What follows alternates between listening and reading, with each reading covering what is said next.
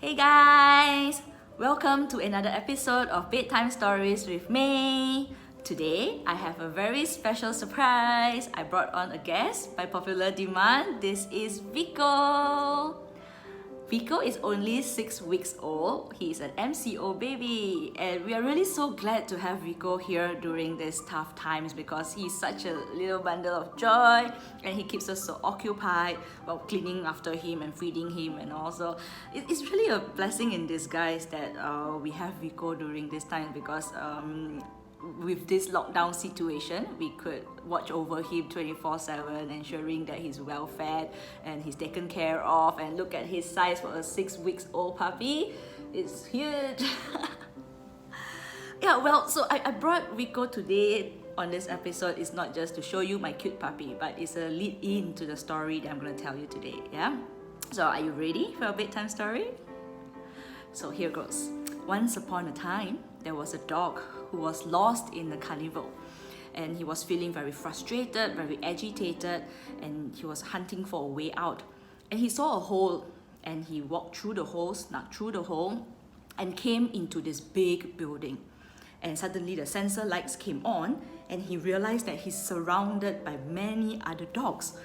And he became very fearful and became very agitated because all the other dogs were just staring at him. So he stepped back at them and he started snarling and growling at them. And of course, he's in a fun house. A fun house is a mirror house, and the dogs around him are a reflection of him. But he doesn't know that. So he snarled and growled at them, and they did the same. They were aggressively looking at him, and he was ready to charge. And then he think to himself, he has to protect himself. So he has to be on the defense mode, and why not he start to attack first, So when he start charging towards the mirror, he was aggressively, bravely, angrily charging towards the mirror. And he did that the entire night, charging one mirror after another.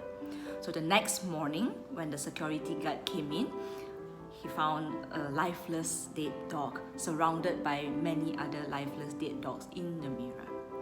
So I reflected on this story, reflected deeply on how to apply a context of this in my life, and I realized that we are all living in a fun house, in a mirror house, because whatever we are reacting to, whatever we are seeing around us is just a reflection, it's merely a reflection of what we think and how we react towards people, towards situation.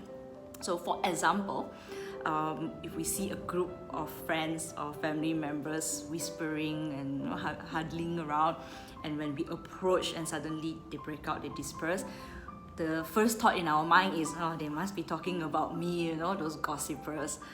But who knows, probably they are just planning a birthday party. But the danger is when we make up stories in our head, we may assume differently, and then we start reacting differently towards them. I also reflected on the situation where sometimes the mirrors are a reflection, a representation of the information we are consuming. The algorithm these days on social media is so advanced, and it pumps information that it thinks we want to consume. So we are reading news that is in line with our thought process and our friends' thought process. And even out of social media context, people we talk to, our parents, our family members, our colleagues, most of the time they may have similar views as us. So we are consumed by we are conformed to a certain bubble. And that may not be the absolute truth. It may be just a story in our head, a story that is built up. Just like how the dog look at the mirror and is so sure that he sees so many other dogs reflecting him, right?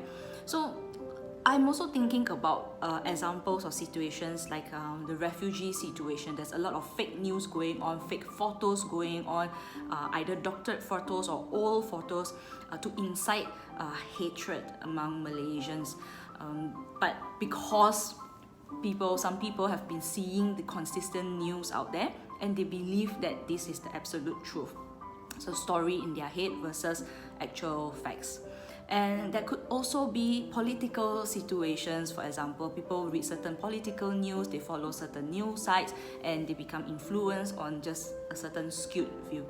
So I leave you at that, to reflect Are we the dog in the fun house?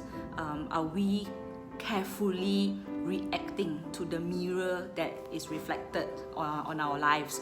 Are we aware that how we react to the mirror is more important than what the mirror looks like? So I leave you to that to reflect for tonight. As always, before we end the bedtime story series, let's do a gratitude exercise. So think about an incident today that made you feel very grateful. Just one incident today. Got it? And think about the people associated with that incident. You know, it can be a person, it can be someone virtual, it can be your pet, like Vico here. Yeah, and just silently say thanks. Say thanks for having that opportunity to appreciate that moment. Despite whatever else that's happening, that's one good thing that has happened today. Okay? So alright guys, this is good night. Tomorrow, we are going to talk to Daniel at a pillow talk session. So see you tomorrow. Bye, good night, sweet dreams.